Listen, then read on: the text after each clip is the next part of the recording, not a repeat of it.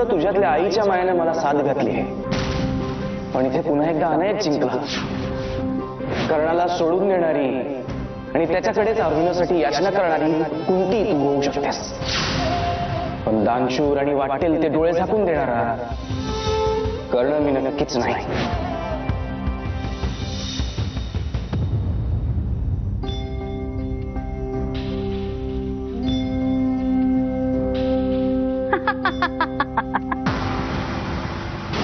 वा साहेब वा, मोठ्या भविष्य पाहणारा जी तुम्ही, पण स्वतःच भविष्य कसं दिसलं नाही तुम्हाला म्हणतो आम्ही.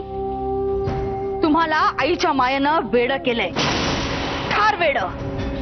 मग काय करणार होतो आम्ही, तुम्हीच सांगा. काय चुकलं आमचं? आम्हाला विचारताय तुमचं काय चुकलं ते?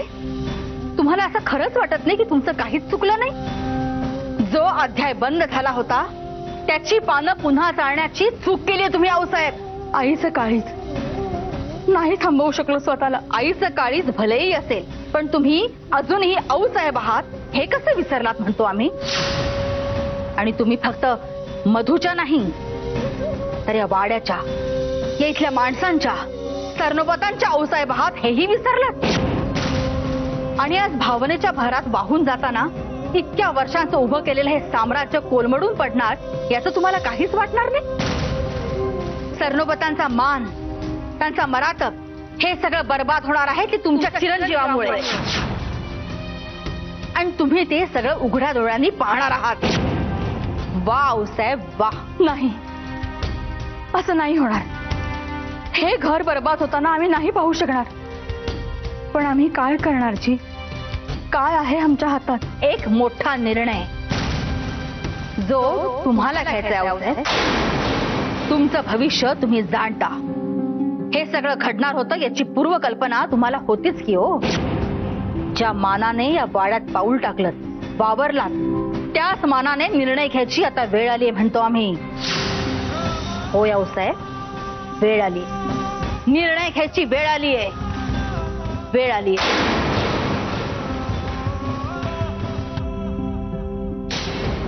प्रियाने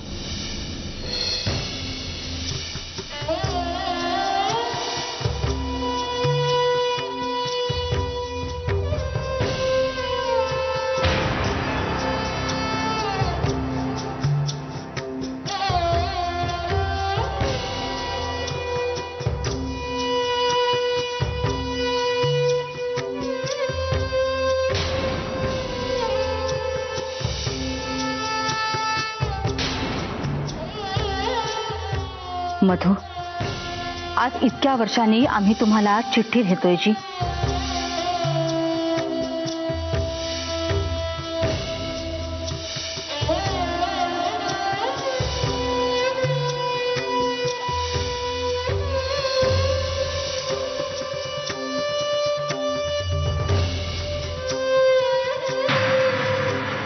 तुम्ही आमच्यावर फार मोठी जबाबदारी दिली होती जी, पण हा आमच्याकडे अखेरचा पर्याय होता. आमचं काही चुकलं असेल तर आम्हाला क्षमा करा.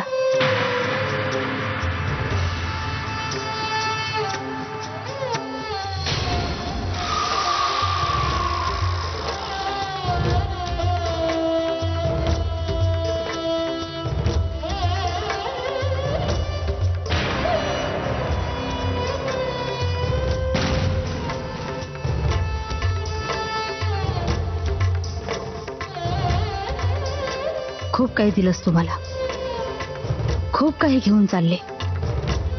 अर्धवट खेळ सोडून जात असेल जी कदाचित, पण माफ करशील असा विश्वास आहे मला. कारण मलाही असं सारं अर्धवट सोडून जाणं बरोबर वाटत नाहीये. म्हणूनच तुझी आठवण म्हणून तुझ्या अंगणातली माती घेऊन जाते थोडीशी.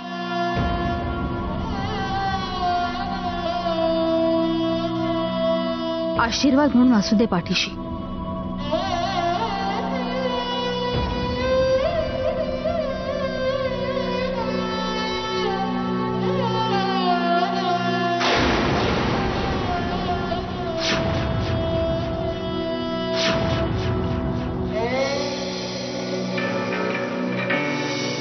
आऊसाहेब,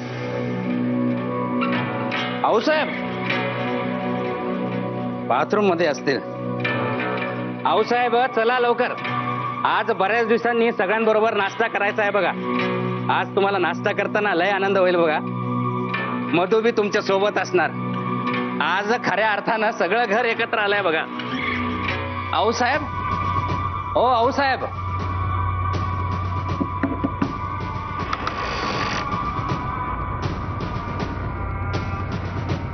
आऊसाहेब बाथरूम मध्ये बी नाही. कुठे गेले असतील? काल रात्री मायलेकाची भेट घडली खरी, त्याच्यातून तर काही विपरीत घडलं नसेल ना? मधूचा राग सहन झाला नाही आऊसाहेबांना? नाही नाही, असं शक्य नाही. मला आऊसाहेबांना शोधायलाच पाहिजे.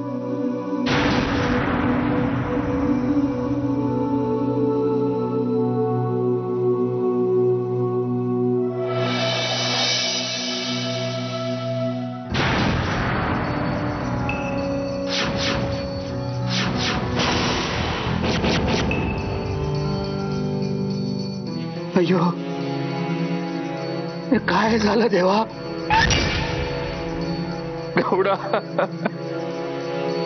देवा हे काय केलंस रे तू? चला आऊसाहेब, आज तुमचा आवडीचा सण आहे ना, होळी. आऊसाहेब कुठे? गुंडप्पा दादा, काय झालं? असं का बसलात तुम्ही? काय हे?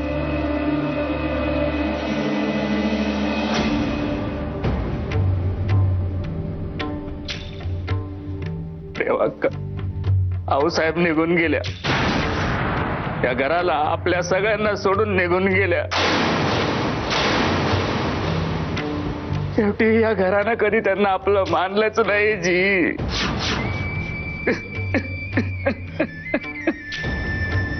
गुंडप्पा दादा, साधा शांत व्हा, रडू नका. काही झालं नाही.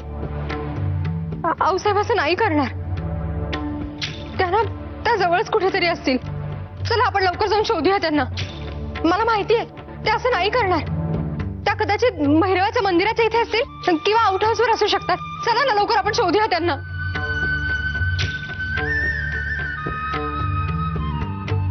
नाही रे वक्का, आऊसाहेबांना मी चांगलं ओळखतो जी. आता ते परत कधीच येणार नाहीत बघा. नाही गुंडप्पा दादा, आऊसाहेब असं कधीच करणार नाही. त्या इतक्या कमजोर मनाच्या नाहीयेत. यापूर्वी त्यांनी अनेक मोठी वादळं बघितली. त्या एवढ्याशा गोष्टीमुळे त्या खचून जाणाऱ्या नाहीयेत गुंडप्पा दादा. देवा का, अहो या वादळानं त्यांना पूर्ण उद्ध्वस्त करून टाकलंय जी. हे बघा, तुम्ही प्लीज शांत व्हा, रडू नका. आणि इथे वेळ घालवण्यापेक्षा आपण त्यांना शोधायला जाऊया ना प्लीज. देवा का, या आऊसाहेबांच्या पत्राचं काय करायचं जी? त्यांनी अनयराजेसाठी लिहिलं होतं हे पत्र. ते तर त्यांना द्यायलाच पाहिजे की हो. नाही गुंडप्पा दादा, जोवर आऊसाहेब घरी परत येत नाहीत ना, तोवर हे पत्र कोणाच्याही नजरेस पडायला नको. मला मान्य आहे या पत्रात त्यांनी अनयसाठी अनेक गोष्टी लिहून ठेवल्यात, पण पत्राची काय गरज आहे? स्वतः आऊसाहेब येतील ना तेव्हा बोलतील ना नाहीशी. आणि आऊसाहेब घरात नाहीयेत हे कोणालाही कळता कामा नये गुंडप्पा दादा. नाही तर उगाच सगळे खचून जातील. एकदा का त्या सुखरूप घरी परतल्या ना की देवच पावला म्हणायचा. चला, आपल्याला वेळ नाही घालवता येणार. चला लवकर.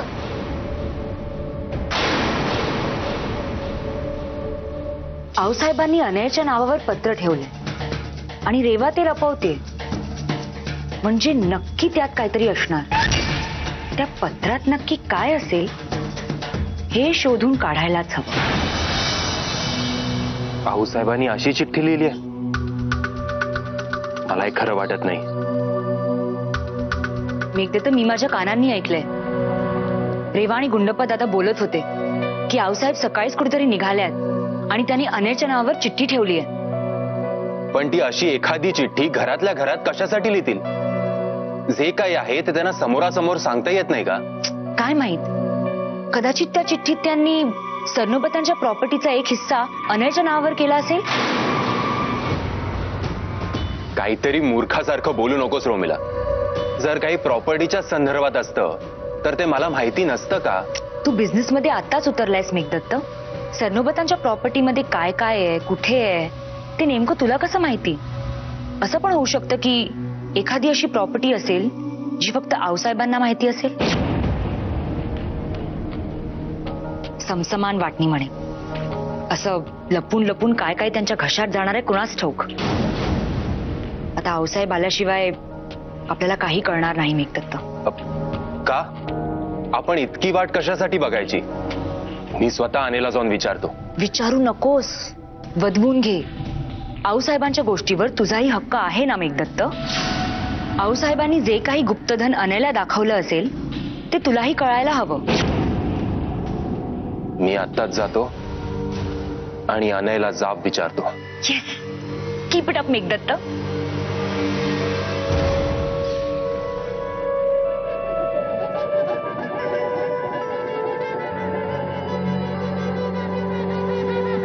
मालक,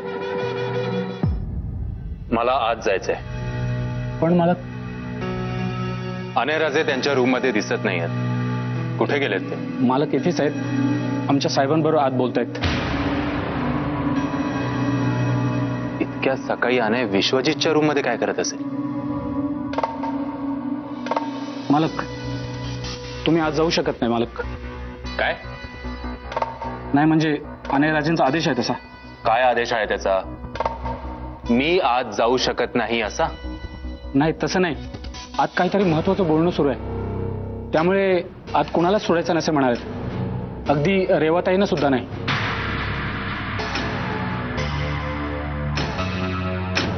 बरं ठीक आहे, त्यांची मीटिंग झाली की त्यांना मला भेटायला सांगा. जी मालक. इतकी काय महत्वाची मीटिंग आहे दोघांची? असं काय चाललं असेल आज?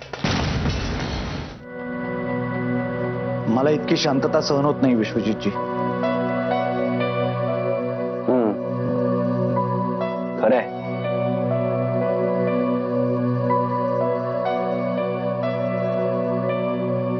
कोणीतरी मेलय असा फील येतोय. अगदी स्मशान शांतता. पण इथे कोणीतरी परत मिळालंय ना, आणि तेही इतक्या वर्षांनी. मग कशाला ही शांतता? विश्वजितजी, मला सगळं काही कळलंय आणि मी ते सगळं स्वीकारलं सुद्धा आहे. मग कशाला हा दुरावा? काहीतरी बोला ना विश्वजितजी. नाही नाही,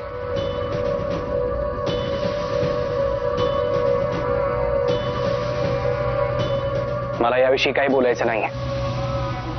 आणि सारखं सारखं याबद्दल बोलून मला अस्वस्थ करू नका.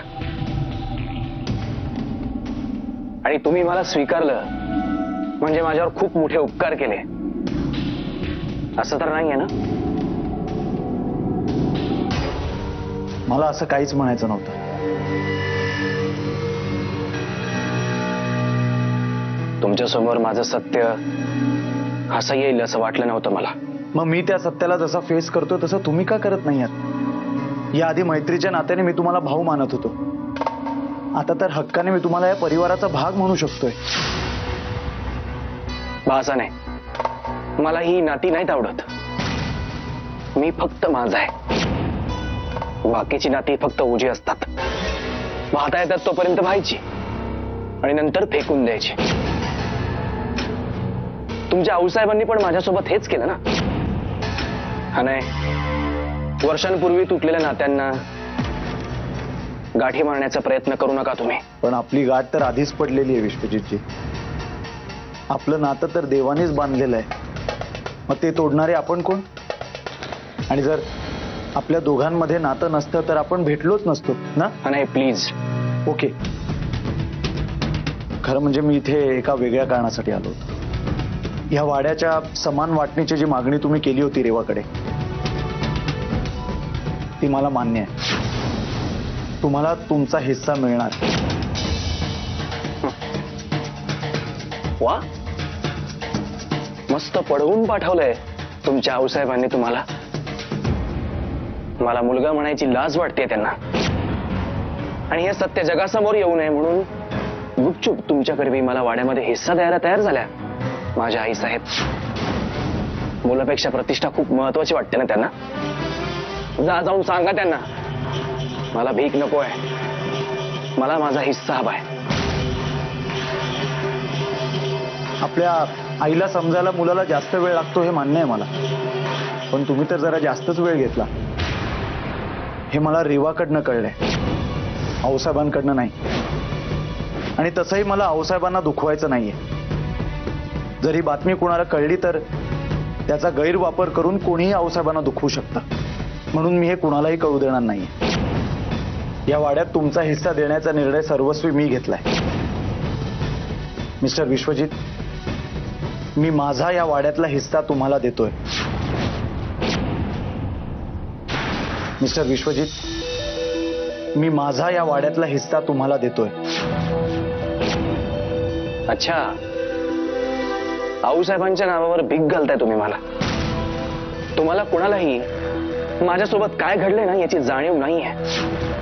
तुम्हाला फक्त तुमच्या आऊसाहेबांचं दुःख दिसतंय, माझं नाही. सगळं जग मला बेवारस म्हणून हिणवत होतं, तेव्हा कुठं गेला होतात तुम्ही? खायला काही सुद्धा नव्हतं माझ्याकडे, तेव्हा कुठं होतात? आता आलाय वाड्यामध्ये हिस्सा द्यायला.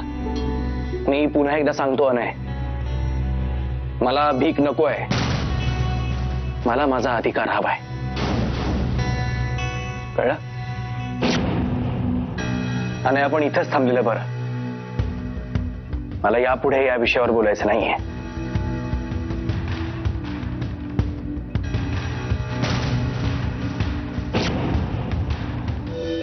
मला याचं दुःख नाहीये की माझा ग्लास अर्धा रिकामा आहे. मला याचं दुःख आहे की माझा ग्लास अर्धाच का भरलाय.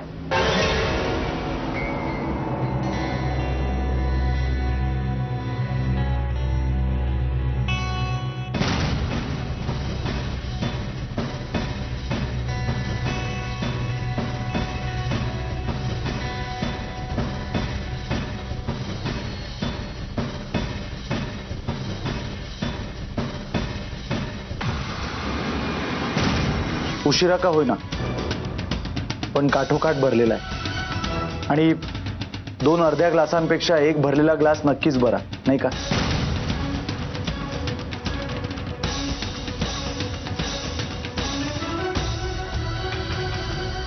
आता तुमच्याकडे सगळं काही आहे विश्वजितजी, आणि मीही माझं तुम्हाला सगळं काही द्यायला तयार आहे. पण तुम्ही रीते झालात, आता तुमच्याकडे काही नाहीये. माझ्याकडे माझे आऊसाहेब आणि माझा परिवार आहे, आणि आता तुम्ही सुद्धा. मला तुमच्या प्रपोजलवर विचार करायला थोडा वेळ हवाय. तुम्ही हवा तेवढा वेळ घ्या, वाट बघेन. येतो.